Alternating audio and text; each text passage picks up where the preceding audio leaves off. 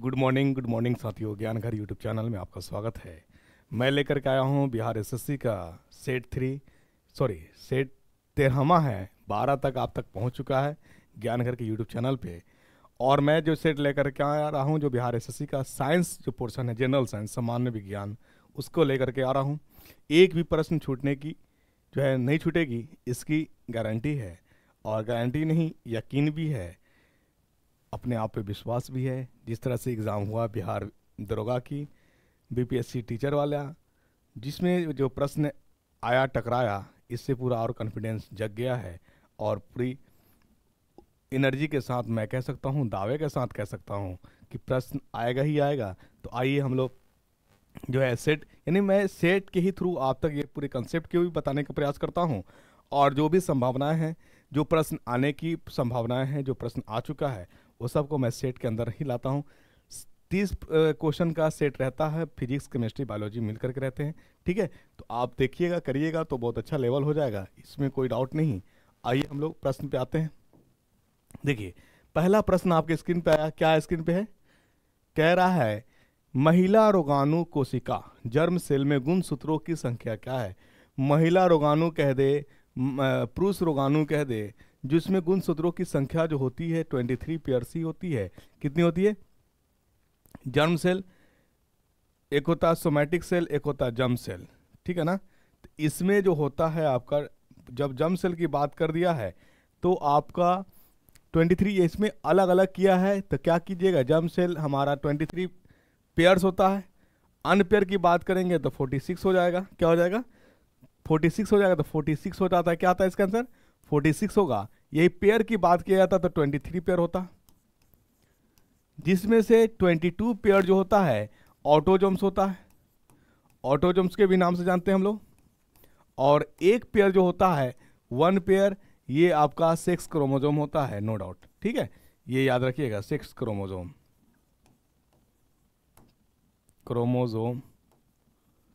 आई बात समझ में? क्रोमोजोम होता क्या है? तो क्रोमोजोम एक थ्रीड लाइक स्ट्रक्चर, धागे तक की तरह होता है, जो डीएनए के अंदर एक संरचना होती है, डीएनए के अंदर पाया जाता है। और इसी के अंदर जीन भी होता है।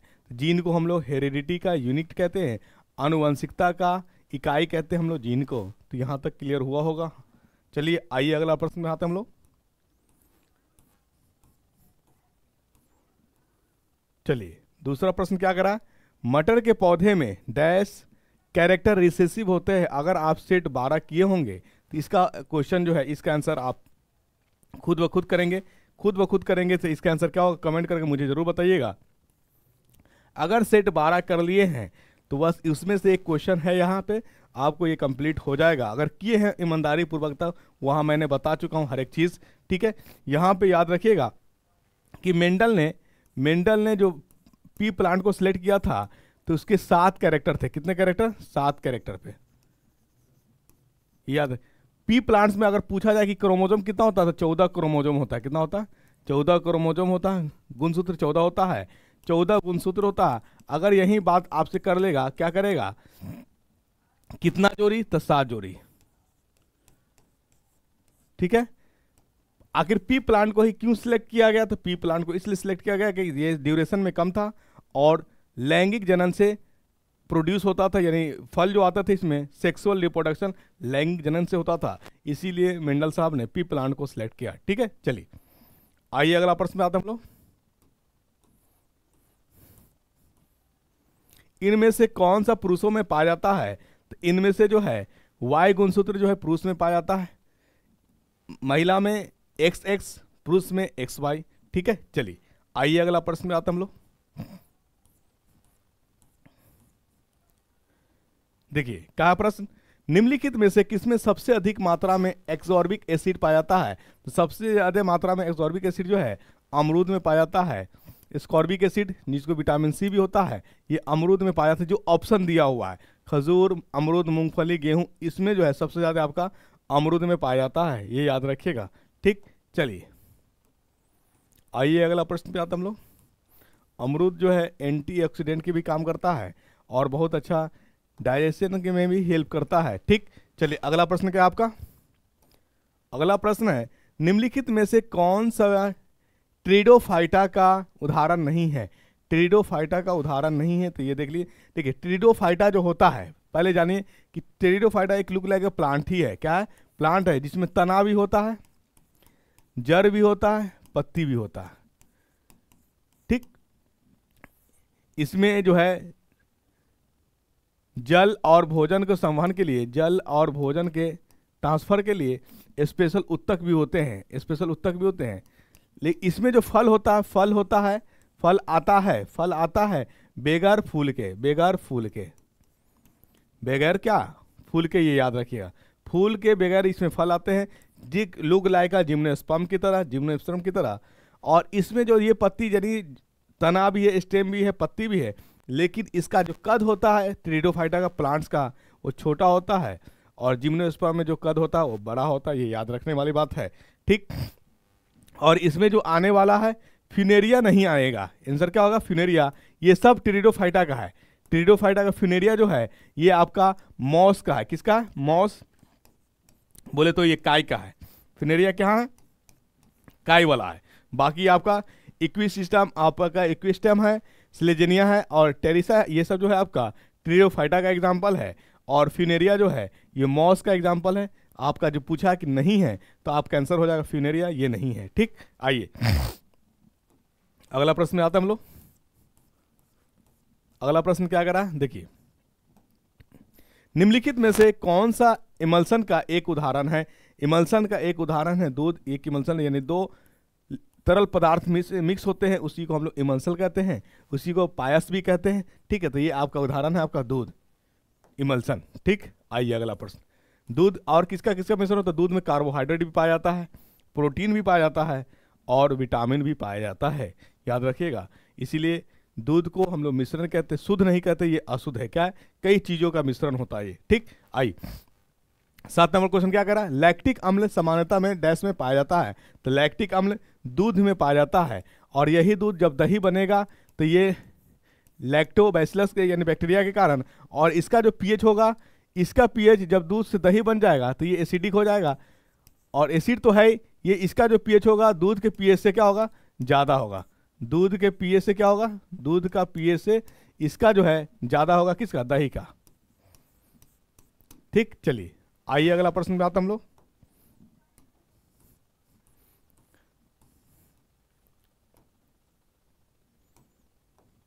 निम्नलिखित में से कौन सा प्राणी जगत के एनेलिडा संघ फाइलम का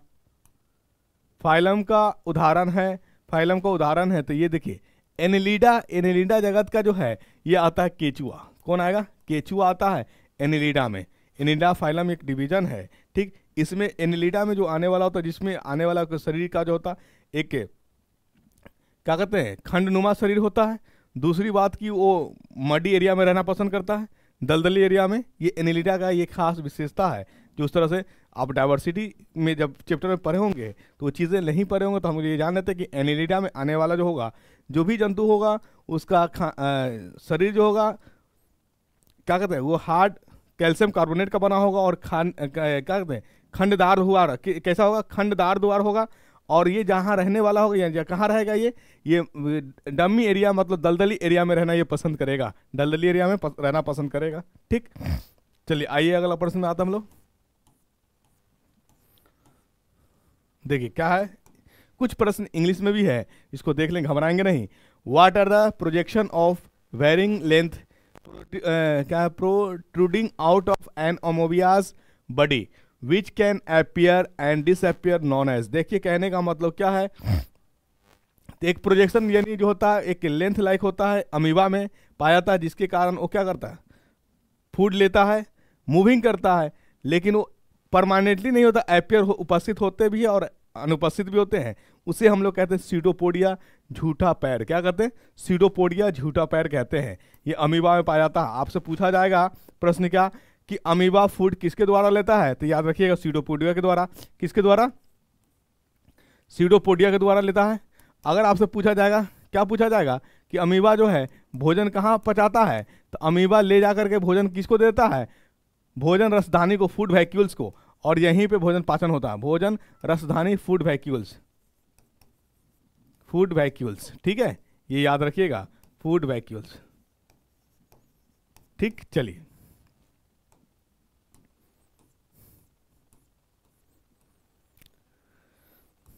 प्रश्न क्या है, दांतों की सड़न तब शुरू होती है जब मुंह का पीएच कम हो जाता है, यानी एसिडिक जब होगा तो दांतों यानी मुंह का दांत जो होगा सड़ना शुरू हो जाएगा, और 5.5 से पीएच क्या हो जाएगा, यानी कम होने लगेगा, ये एसिडिक होने लगेगा। क्या होने लगेगा, एसिडिक होने लगेगा। तो हमारा जो होगा यानी जो भी आपका पीएच दिया हुआ ये सब आपका बेसिक दिया हुआ, ये आपका एसिडिक है। और ये याद रखिएगा दांत तभी सड़ना शुरू होता है जब पीएच वैल्यू क्या हो जाएगा, डिक्रीज करने लगता है, राइट। चलिए ठीक, आइए अगला प्रश्न में आते हैं हम लोग।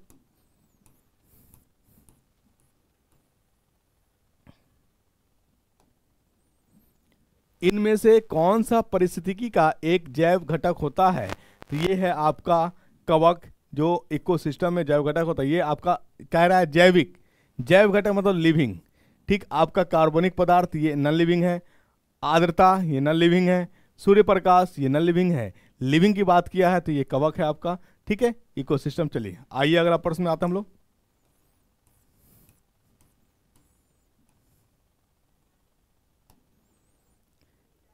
केंचुआ पशु जगत के किस समूह से संबंधित है, तो केंचुआ अभी हमने बताया आपको एनिलिडा से संबंधित रखता है। कौन से, एनिलिडा से रखता है, एनिलिडा फाइलम से डिवीजन से रखता है, विखंडन से। आइए अगला प्रश्न क्या करा, एथलीट फूड डैश के कारण होने वाली बीमारी है। ये एथलीट फूड जो होता है ये फंगी से होने वाला बीमारी है, कवक से, जो जैसा मैं पढ़ पाता हूं। तो ये आपका आंसर क्या हो जाएगा, 13 का सी नंबर इधर करेक्ट आंसर हो जाएगा, एथलीट से होने वाला बीमारी है, ठीक। आइए अगला प्रश्न में आते हैं हम लोग। जिंक का लेप लगा देने से लोहे में जंग नहीं लगती है, इस प्रक्रिया को कहते हैं जस्ता चढ़ाना या गल्वेनाइजेशन कहते हैं। क्या कहते हैं, गल्वेनाइजेशन, गल्वेनाइजेशन के नाम से भी जाना जाता है। लोहे पर जिंक का लेप चढ़ाना गल्वेनाइजेशन कहलाता है। और 14 का ए नंबर इधर करेक्ट आंसर। आइए अगला प्रश्न पे आते हैं हम लोग। लोहे का सबसे शुद्ध वाणिज्यिक रूप क्या होता है, तो लोहे का सबसे शुद्ध वाणिज्यिक रूप जो होता है पिटवा लोहा होता है, इसको कहते हैं पिटवा लोहा, यानी 15 का डी नंबर इधर करेक्ट आंसर। लोहे का सबसे शुद्ध वाणिज्यिक रूप क्या है, तो पिटवा लोहा है, ये करेक्ट याद रखिएगा आप, ठीक। आइए अगला प्रश्न में आते हैं हम लोग।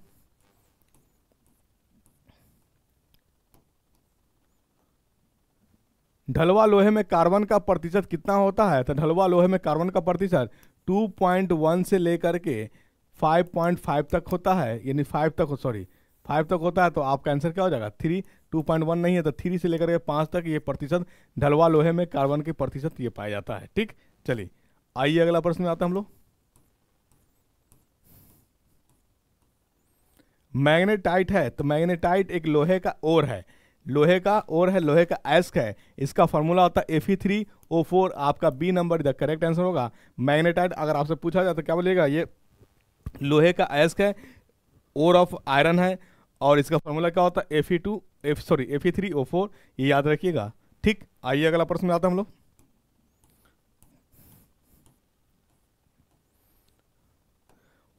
वातित जल में यह अंतविष्ट होता है, वातित जल का मतलब एरेटेड वाटर। आप सॉफ्ट ड्रिंक पिए होंगे, उसमें कौन सा गैस होता है, तो उसमें कार्बन डाइऑक्साइड गैस होता है, उसी को हम लोग कहते हैं वातित वाटर, वातित जल। तो इसमें जो गैस होता है कार्बन डाइऑक्साइड होता है, यानी इसी को सॉफ्ट वाटर भी कह सकता है, एरेटेड वाटर भी कह सकता है, और क्या क्या कह सकता है, ठीक है ना। आई बात समझ में, सोडा वाटर भी कह सकता है, तो ये घबराइएगा नहीं। आइए, कार्बन डाइऑक्साइड को ड्राई आइस के भी नाम से जाना जाता है, ठीक। अगला प्रश्न क्या है, सूखी बर्फ ड्राई आइस क्या है, तो ये है कार्बन डाइऑक्साइड। ठोस कार्बन डाइऑक्साइड को हम लोग ड्राई आइस के भी नाम से जानते हैं। आई बात समझ में, चलिए आइए अगला प्रश्न में आते हैं हम लोग।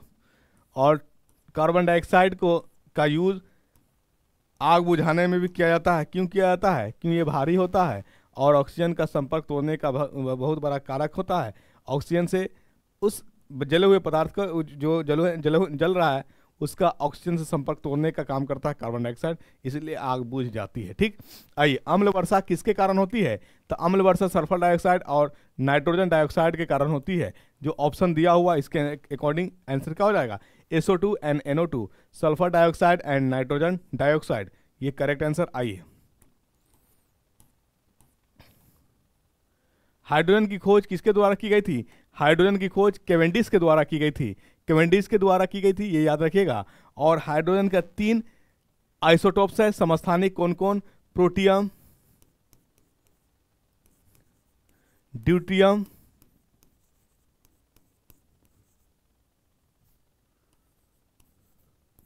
और ट्रिटियम।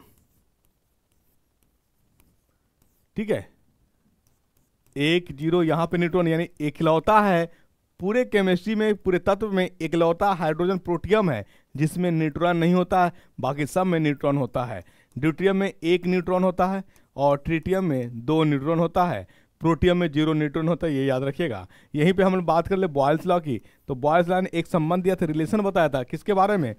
दाब और आयतन के बारे में। दाब और आयतन के बीच कैसा संबंध? व्यतकर्मानुपाती का संबंध। कैसा? व्यतकर्मानुपाती का संबंध बताया था।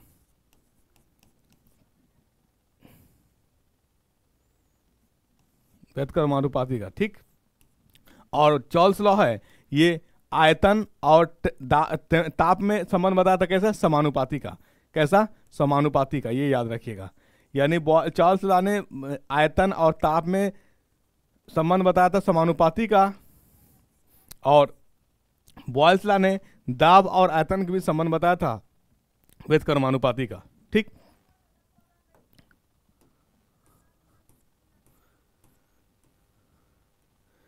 निम्न में अधिकतम द्रव्यमान किसका होता है?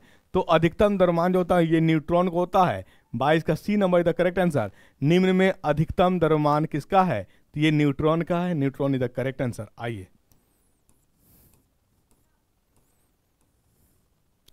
कांच होता है एक अतिशीतित द्रव होता है, ये अतिशीतित द्रव होता है, ठंडा द्रव होता है, इसको हम लोग कांच के, यानी इसमें कांच में जो मुख्यतः जो चीज पाई जाती है वो सिलिका पाया जाता है, ये याद रखिएगा, SiO2, ठीक। आइए अगला प्रश्न। बारूद एक मिश्रण होता है किसका? तो बारूद एक मिश्रण है नाइटर को हम लोग सोरा भी कहते हैं, पोटेशियम नाइट्रेट KNO3, ठीक, और सल्फर और चारकोल, ये आपका बारूद का एक मिश्रण है, नाइटर का, सल्फर का और चारकोल का, ये याद रखिएगा, ठीक। चलिए अगला प्रश्न में आइए। आवाज की माप का मात्रक क्या होता है? तो आवाज की माप का मात्रक होता है डेसिबल होता है। चलिए, आवाज साउंड ध्वनि की मात्रक जो होता है वो डेसिबल में किया जाता है। हर्ट्ज की मात्रक किसमें होता है? तो ये आवृत्ति का मात्रक है। एम्पलीफायर और एक्सटेस्टक्स क्या है ये आप हमें बताइएगा कि एम्पलीफायर क्या होता है, रेक्टिफायर क्या होता है, इन्वर्टर क्या होता है, ये याद रखिएगा, ठीक। चलिए 25 का ए आंसर, यानी डेसिबल, आवाज की माप का मात्रक जो होता है वो डेसिबल होता है।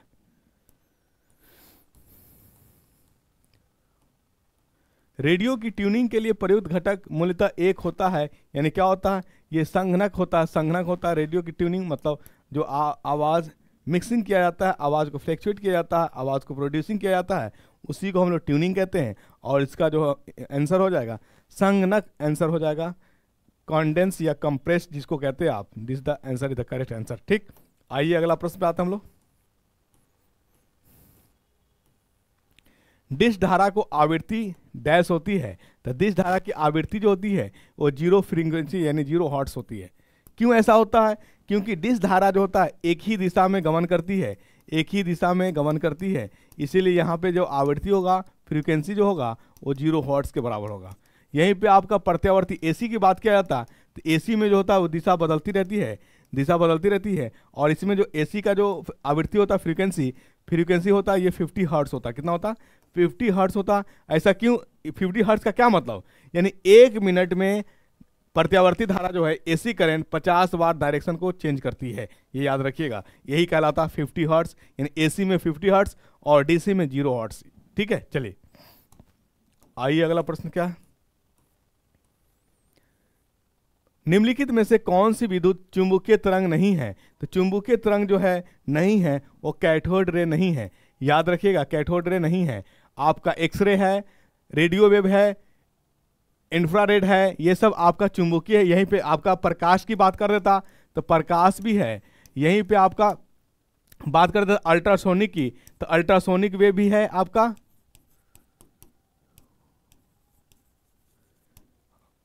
सॉरी अल्ट्रासोनिक नहीं, अल्ट्रा साउंड अगर कह देता अल्ट्रासाउंड तो ये आपका चुंबकीय वेग होता।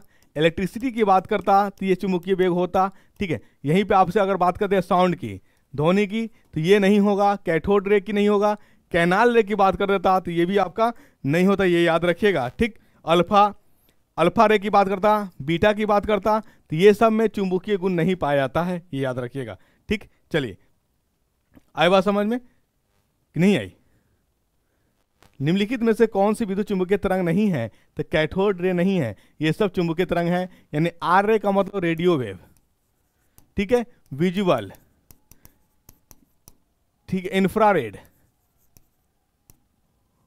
Ultra sound, ultrasound wave, visual, ये हो गया आपका लाइट। ठीक, ये सब में आपका जो है रेडियो वेव, एक्सरे, ये सब आपका इलेक्ट्रोमैग्नेटिक वेव वाला है। और हमारा जो आपका आ गया sound, alpha, beta, cathode, canal रे, ये सब इलेक्ट्रोमैग्नेटिक वेव नहीं है। इसी में अगर बात कर लिया जाएगा चुंबकीय में ही, तो इलेक्ट्रिसिटी विद्युत भी आपका क्या आ जाएगा? इलेक्ट्रोमैग्नेटिक वेव में आ जाएगा। प्रकाश की बात करेगा तो प्रकाश भी इलेक्ट्रोमैग्नेटिक वेव में आ जाएगा, ये याद रखिएगा। ठीक, चलिए अगला प्रश्न आइए। एनीमोमीटर प्रकाश किसका माप करता है? तो एनीमोमीटर जो है ये वायु की गति का माप करता है, वायु की गति का माप करता है। एनीमोमीटर जो है वायु की गति का माप करता है। ठीक, आइए अगला प्रश्न पे आते हैं हम लोग।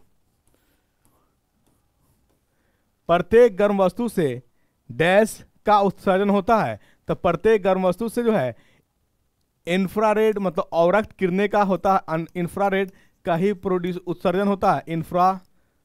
इंफ्रारेड जो है का इंफ्रारेड रे का ही उत्सर्जन होता है, इंफ्रारेड का ही उत्सर्जन होता है। ठीक, ये याद रखिएगा। ये किस सिद्धांत पर आधारित है? ये प्लैंक्स थ्योरी पे आधारित है। ठीक ना, ये याद रखिएगा।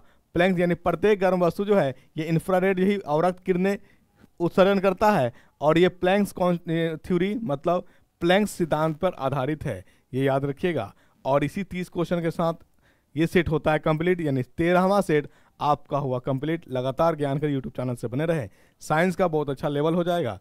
आप लगातार करेंगे, खुद जब एग्जाम में बैठेंगे तो पता चलेगा कि क्या सेट कराया गया था और क्या प्रश्न का आंसर दिया गया था। ठीक है, आई बात समझ में? तो लगातार ज्ञानकर यूट्यूब चैनल से बने रहे, अपने मित्रों को भी जोड़े। जहाँ तक ज्ञानकर यूट्यूब चैनल आपके संपर्क में जो नहीं जान रहे उनको बताएं। और साइंस के लिए, सामान्य विज्ञान के लिए बिल्कुल आप चिंता मग्न ना हो, रिलैक्स हो जाए, इत्मीनान रहें। आप जब एग्जाम में बैठेंगे तो पता चलेगा कि हमने कितना स्कोर करके आया है। ठीक, तो आप ज्ञानकर यूट्यूब चैनल से बने रहें, देखते रहें। अच्छा लगे तो लाइक भी करें, अच्छा नहीं लगे तो डिसलाइक भी करें। दोनों ऑप्शन आपके सामने हैं, लाइक या डिसलाइक, शेयर। ठीक है, जो आपको लगे करिए, अच्छा से करिए। Thank you so much.